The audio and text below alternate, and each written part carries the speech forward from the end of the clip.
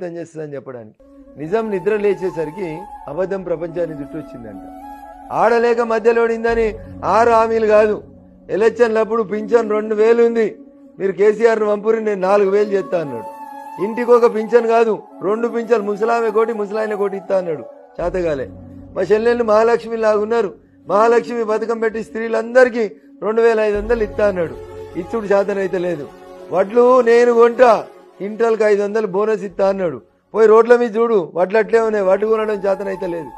కేసీఆర్ ఉంటే 5000, కేసీఆర్ పోతే 15000 అన్నాడు. ఏంది రైతు బంధు ఎకరానికి? కేసీఆర్ పోయి 6 నెలలు అయింది, ఆయన ఇచ్చిన 5000 కూడా దిక్కు దివానం లేదు ఇయ్యాలటి దాకా. నవంబర్లో ఎలక్షన్ల ముందు ఇట్లే మీడియాతో మాట్లాడుతూ చెప్పిండు, మీరు 1,00,000 తెచ్చుకున్నారు, ఇంకా పోయి ఇంకో 1,00,000 తెచ్చుకోర్రి, నేను డిసెంబర్ 9 నాడు ముఖ్యమంత్రి కాగానే 2 లక్షలు మాఫీ చేస్తా, రైతు రుణ మాఫీ అన్నాడు. మళ్ళీ సాక్షిగా చెప్పిండు 15 ఆగస్టు లోపు మాఫీ 2 లక్షలు. అంటే నీకు భారత రాజ్యాంగం మీద